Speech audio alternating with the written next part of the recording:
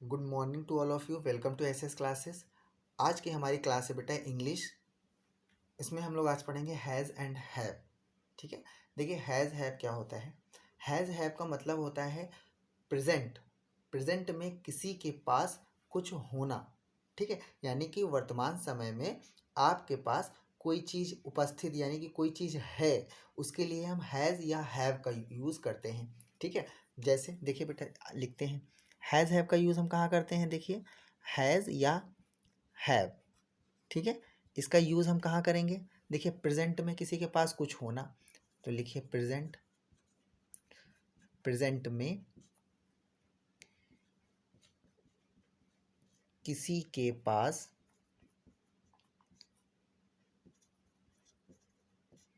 कुछ होना। ठीक है, यानी कि वर्तमान समय में जो समय चल रहा है उस समय में आपके पास कोई चीज़ है। जैसे जैसे हम लोग क्या लिखते हैं, देखिए बेटा, जैसे हमने कहा, जैसे मेरे पास गाय है। मेरे पास गाय है, यानी कि वर्तमान समय में मेरे पास गाय है। ऐसे आप और से एग्जांपल देख लीजिए, मेरे पास गाय है। ठीक है, तुम्हारे पास बैग है, पापा के पास 200 रुपये हैं। ठीक है, मेरे पास कई पुस्तकें हैं। ठीक है, तो ऐसे सेंटेंस, ऐसे वाक्य बनाने के लिए हम हैज़ या हैव का प्रयोग करते हैं। ठीक है, जैसे मेरे पास गाय है तो प्रेजेंट में है, तो हम हैज़ या हैव का यूज़ करेंगे। ठीक है, अब देखिए एक बात और हम समझते हैं, हैज़ का यूज़ हम कहाँ करेंगे। देखिए हैज़ ये है और एक ये हैज़ लिखा है बेटा, एक ये हैव लिखा है। तो देखिए हैज़ है तो हैज़ का यूज़ हम कहाँ करेंगे, जब सब्जेक्ट सिंगुलर होगा। सब्जेक्ट कर्ता, सब्जेक्ट सिंगुलर।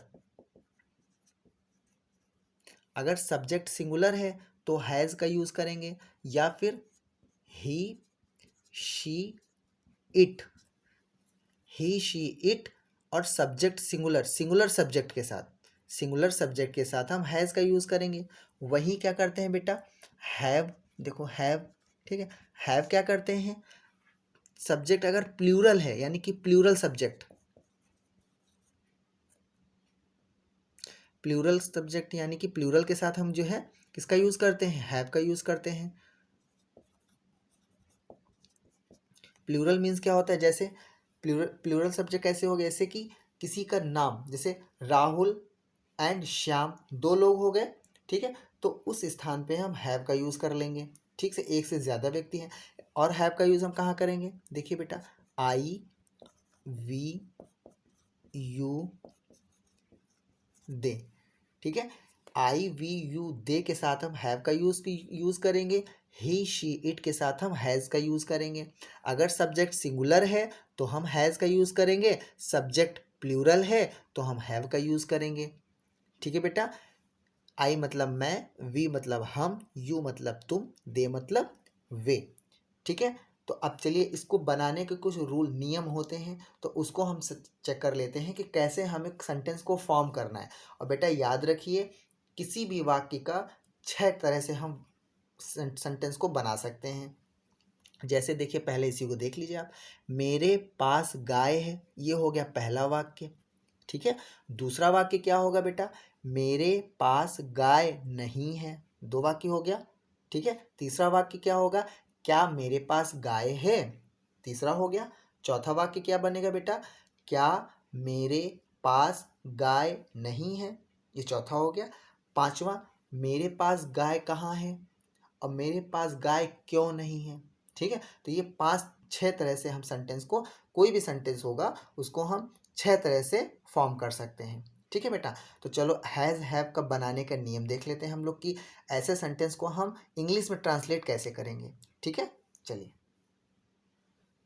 देखिए बेटा, हैज़ हैव का बनाने का रूल क्या है। देखिए देखिए, सबसे पहले हमने जो लिखा है ये रूल होता है फर्स्ट वाक्य बनाने का। जैसे आपको पहला वाक्य बनाना है तो उसके लिए रूल क्या होगा, देखिए क्या लिखा हुआ है, आप देखिए, सब्जेक्ट SUJ जो लिखा है ना यहाँ पे, सब्जेक्ट, तो यहाँ पे होगा सब्जेक्ट कर्ता प्लस हैज़ या हैव प्लस ऑब्जेक्ट। अगर सब्जेक्ट सिंगुलर है तो हैज़ लगाएंगे, सब्जेक्ट अगर प्लूरल है तो हैव लगाएंगे, और प्लस ऑब्जेक्ट लगाएंगे। जैसे देखिए हम एक सेंटेंस लिखते हैं, जैसे मैंने क्या बोला था, मेरे पास गाय है। ये तो मतलब मैंने सेंटेंस बताया था अभी, मेरे पास गाय है। ठीक है बेटा, तो मेरे पास गाय है, इसका सेंटेंस हम कैसे फॉर्म करेंगे, देखिए अभी आप देखिए, पहले हमने क्या लिखा हुआ है, पहले लिखा हुआ है सब्जेक्ट। ठीक है, तो सब्जेक्ट क्या है यहाँ पे, मैं, मेरे पास है ना, तो मैं की इंग्लिश क्या होती है, आई, तो मैंने आई लिख दिया। अब देखिए सब्जेक्ट के बाद हैज़ लगाएंगे कि हैव लगाएंगे। अब आप देखिए आई क्या है, आई प्लूरल है, तो प्लूरल के साथ हम हैव का यूज़ करेंगे। सिंगुलर के साथ हम हैज़ का यूज़ करते हैं और प्लूरल के साथ हम हैव का यूज़ करेंगे। तो आई के साथ हैव लगेगा, तो क्या लगेगा, हैव आई हैव, और ऑब्जेक्ट क्या है, गाय, तो आई हैव काउ। बात समझ आई। ठीक है, अब देखिए अगला अगला क्या करेंगे हम, ये देखिए पहला हमने कर लिया, ये वाला पहला कर लिया। अब दूसरा क्या है, निगेटिव, यानी कि अब हम सेंटेंस क्या बनाएंगे, मेरे पास गाय नहीं है। सेंटेंस क्या बनेगा, दूसरा सेंटेंस क्या बनाएंगे, दूसरा सेंटेंस बनाएंगे बेटा, देखिए मेरे पास गाय नहीं है। ठीक है, यही तो बनाएंगे। तो अब देखिए, अब ये सेकंड है, तो इस वाले रूल से बनाएंगे। तो मेरे पास गाय नहीं है, तो मेरे की इंग्लिश सब्जेक्ट क्या है, मैं, यानी कि आई हो गया। अब आई के साथ यहाँ पे डू या डज लगाएंगे। अब देखिए डू या डज, डू किसके साथ लगेगा और डज किसके साथ लगेगा, देखिए डू प्लूरल के साथ हम डू का यूज़ करेंगे और सिंगुलर के साथ हम डज का यूज़ करेंगे। प्लूरल कौन कौन से होते हैं, आई, वी, यू, दे, ये जो होते हैं ये प्लूरल होते हैं। ही, शी, इट, ये सिंगुलर होते हैं। तो आई क्या है, आई प्लूरल है, तो आई के साथ क्या लगाएंगे, डू लगाएंगे। तो आई डू लगा दीजिए, तो आई डू, डू हो गया। अब डू के बाद क्या आता है, नॉट, तो आई डू नॉट लगा दीजिए। अब देखिए सेकंड सेकंड वाली जो सेकंड वाला ये है ना नंबर, इसके लिए हम क्या करेंगे बेटा, कि हैज़ और हैव नहीं देखते हैं। सेकंड रूल के लिए हम हैज़ हैव नहीं, क्योंकि यहाँ पे हमने डू या डज में ही हमें पता चल गया कि कौन सिंगुलर प्लूरल है, तो हम सभी के साथ हैव लगाएंगे। देखिए यहाँ पे भी हैव लगा, यहाँ पे भी हैव लगा, यहाँ पे भी हैव लगा, यहाँ पे भी हैव लगा, यहाँ पे भी हैव लगा। तो क्या करेंगे, आई डू नॉट हैज़ नहीं लगाएंगे, आई डू नॉट हैव, क्या लगाएंगे बेटा, I do not have. I do not have क्या, ऑब्जेक्ट क्या है, काऊ, तो आई डू नॉट हैव काऊ, बन गया सेंटेंस, दूसरा सेंटेंस बन गया। अभी देखिए ये भी आपने कर लिया, ये भी कर लिया है ना। अब तीसरा वाक्य बनाएंगे। देखिए तीसरा वाक्य हमारा कैसे बनेगा, तीसरा वाक्य देखते हैं। देखिए तीसरा वाक्य हम कैसे बनाएंगे, देखिए तीसरा वाक्य क्या होगा हमारा, क्या मेरे पास गाय है। ठीक है, तब देखिए क्या क्या से स्टार्ट हुआ, तो ये रूल लगाएंगे। अब क्या से स्टार्ट हो रहा है तो हम डू या डज लगाएंगे, लेकिन डू या डज कैसे लगाएंगे, सब्जेक्ट क्या है, मेरे, सब्जेक्ट है आई, तो आई के साथ हम क्या यूज़ करते हैं, डू, क्योंकि आई प्लूरल है, तो ये क्या यूज़ करेंगे, डू, सब्जेक्ट क्या है आई, तो do I have, do I have, object क्या है काऊ, तो डू आई हैव काऊ। बात समझ में आई, ये भी आपने कर लिया है ना। अब देखिए ये वाला क्वेश्चन कर, इस वाले नंबर को सॉल्व करते हैं, यानी कि इस नंबर को हम लोग ट्रांसलेट करते हैं। ठीक है, तो देखिए क्या लिखा, क्या मेरे पास गाय है। अब अगला कैसे बनेगा, फोर्थ वाला कैसे ट्रांसलेट करेंगे, क्या मेरे पास गाय नहीं है। ठीक है, तो अब इससे ट्रांसलेट कर लीजिए। तो सब्जेक्ट क्या है, प्लूरल है, तो इसलिए डू लगेगा, तो डू सब्जेक्ट क्या है आई, तो do I not have cow, do I not have cow, क्या मेरे पास गाय नहीं है। ठीक है, अब देखिए ये, अगला कैसे करेंगे, देखिए ये बॉक्स बना हुआ है, इस बॉक्स का मतलब क्या होता है ये आप समझ लीजिए। जब किसी भी वाक्य के बीच में कब, क्यों, कहाँ, कैसे, क्या क्या बोला हमने, देखिए मैंने क्या बोला, कब, क्यों, कहाँ, कैसे, कौन। ठीक है, ये सारा जब सेंटेंस बीच में आएंगे, ये शब्द बीच में आएंगे, तब इन सब की जो मीनिंग होगी वो हम इस बॉक्स में रखेंगे, इंग्लिश इस बॉक्स में रखेंगे। जैसे देखिए मैंने क्या बोला, मैंने सेंटेंस क्या बनाया, मेरे पास गाय कहाँ है, मेरे पास गाय कहाँ है, ऐसे आपने बोला सेंटेंस। ठीक है, तो अब देखिए इस रूल से ट्रांसलेट करेंगे तो बॉक्स में क्या रखेंगे, कब, क्यों, कहाँ, कैसे। तो कहाँ आ रहा है, तो पहले आप यहाँ कहाँ रख दीजिए, कहाँ को इंग्लिश में क्या कहते हैं, वेयर, तो यहाँ पे लिखे बेटा वेयर। और वेयर के बाद डू या डज।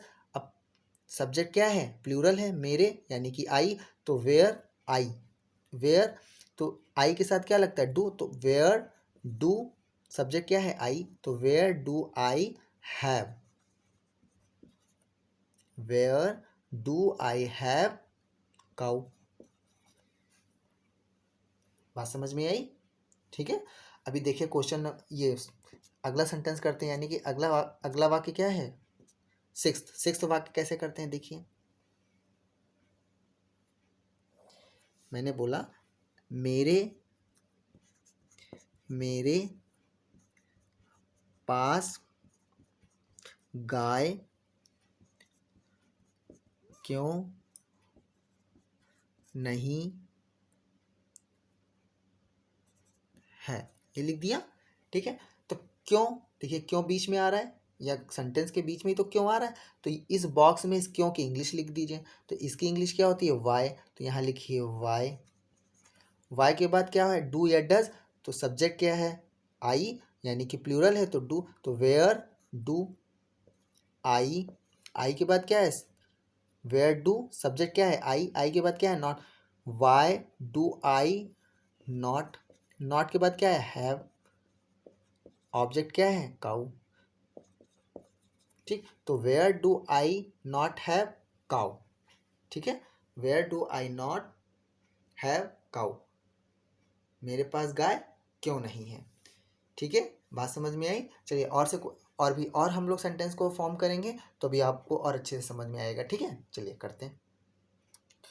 चलिए अगला वाक्य बनाते हैं। देखिए पहला वाक्य क्या बनाते हैं हम, राहुल के पास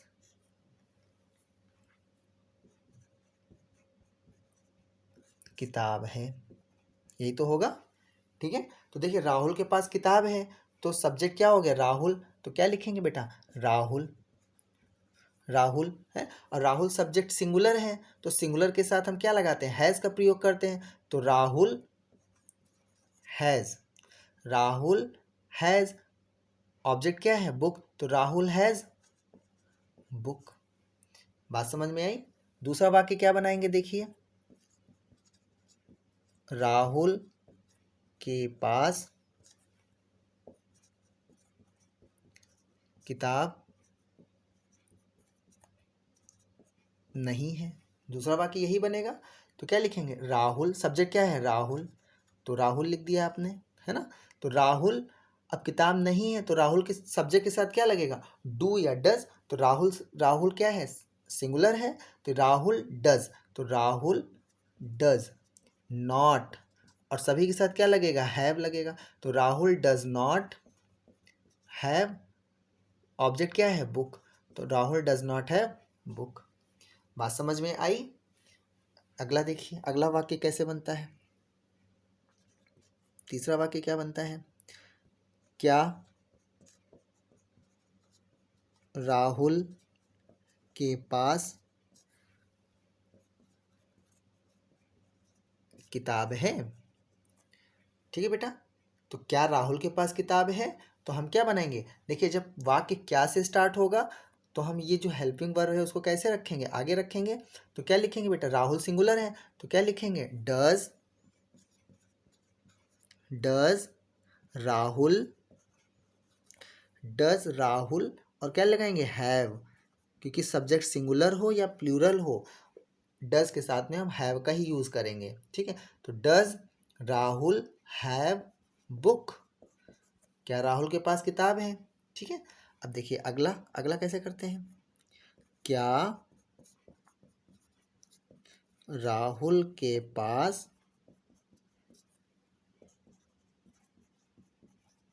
किताब नहीं है ना। तो देखिए क्या लिखेंगे, does, does Rahul not have book. बात समझ में आई। देखिए अब फिफ्थ कैसे करेंगे, राहुल के पास किताब कहाँ है, राहुल के पास किताब कहाँ है, यही तो होगा। तो इसकी इंग्लिश क्या हो जाएगी, कहाँ, कहाँ को हम उस बॉक्स में रखेंगे, तो where does Rahul have book. ठीक है, सिक्स्थ वाला वाक्य क्या बनेगा बेटा, राहुल के पास किताब क्यों नहीं है। ठीक है, तो उस बॉक्स में हेल्पिंग वर्ब को रखें, यानी सॉरी, जो बॉक्स है उसमें हम क्या रखेंगे, क्यों, कब, क्यों, कहाँ, कैसे, इसको हम बॉक्स में रखेंगे। तो राहुल के पास किताब क्यों नहीं है, ये फिफ्थ बन गया। तो सिक्स वाक्य तो यही तो बनेगा, अगला जो सिक्स वाक्य होगा यही तो बनेगा, राहुल के पास किताब क्यों नहीं है। तो why does Rahul not have book. बात समझ में आई।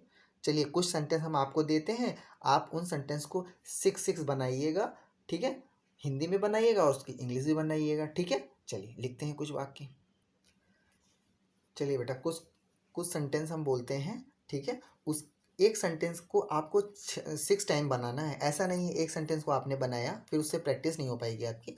तो एक सेंटेंस हम यहाँ पे जितने सेंटेंस लिखेंगे उसको आपको सिक्स टाइम बनाना है बेटा। ठीक है, जैसे देखिए मैंने क्या लिखा, देखिएगा, मोहन, मोहन, मोहन के पास खिलौने हैं, खिलौने हैं। ठीक है बेटा, ये एक वाक्य हो गया। ठीक है, तो एक वाक्य हो गया तो इसको आपको छः टाइम से सिक्स टाइम बनाना है। कैसे, मोहन के पास खिलौने हैं, मोहन के पास खिलौने नहीं हैं, क्या मोहन के पास खिलौने हैं, क्या मोहन के पास खिलौने नहीं हैं, मोहन के पास खिलौने कहाँ हैं, मोहन के पास खिलौने क्यों नहीं हैं। ये छह सेंटेंस हो गए। फिर आपको इसी को इंग्लिश में ट्रांसलेट करना है, तो आपको हैज़ हैव अच्छे से समझ आ जाएगा। ठीक है, अगला, अगला देखिए, अगला क्या है, उनके, उनके पास बाइक, उनके पास बाइक है। ठीक है, तो इसको सिक्स टाइम आपको फॉर्म करना है। कैसे, उनके पास बाइक है, उनके पास बाइक नहीं है, क्या उनके पास बाइक है, क्या उनके पास बाइक नहीं है, उनके पास बाइक कहाँ है, उनके पास बाइक क्यों नहीं है। ठीक है, अगला देखिए, तीसरा कैसे लिखेंगे, दादाजी के पास ब्लैंकेट, ब्लैंकेट कंबल है, दादाजी के पास ब्लैंकेट है। ठीक है, अब आपको इसको सिक्स टाइम बनाना है। ठीक है, फिर अध्यापक, टीचर, अध्यापक के पास, अध्यापक के पास कई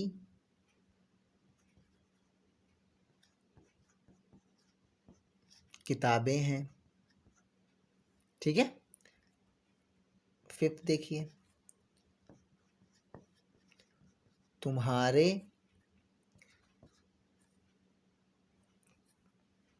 तुम्हारे पास 2000 रुपए हैं। ठीक है, अगला देखिए,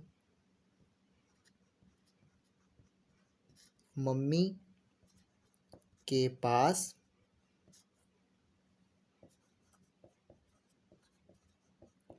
चूड़ियां हैं।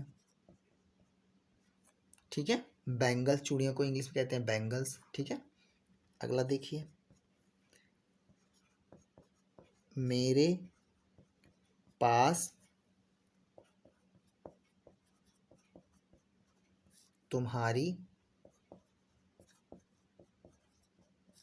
किताब है। ठीक है, अगला देखिए, सूरज के पास एक्स, एक्स मतलब कुल्हाड़ी, सूरज के पास कुल्हाड़ी है। ठीक है, फिर देखिए, मामा जी के पास 4 घड़ी हैं। ठीक है, बात समझ में आई? तो अभी आपको ये जो सेंटेंस हमने आपको दिया है बेटा, इनकी प्रैक्टिस करनी है। कैसे? इन्हीं सेंटेंस को आपको 6 टाइम्स लिखना है और इन्हीं सेंटेंस को आपको इंग्लिश में ट्रांसलेट करना है और आपको हैज़ हैव का रूल लर्न करना है। और बहुत जितने आप सेंटेंस को फॉर्म करेंगे उतना ही आपकी जो है प्रैक्टिस हो जाएगी और उतने ही आप अच्छे से इसको समझ पाएंगे और ट्रांसलेट कर पाएंगे। ठीक है बेटा, तो आज के लिए इतना ही रखते हैं। अगली क्लास में हम हैड पढ़ेंगे। ठीक है, हैड। ओके, ठीक है बच्चों, थैंक यू वेरी मच।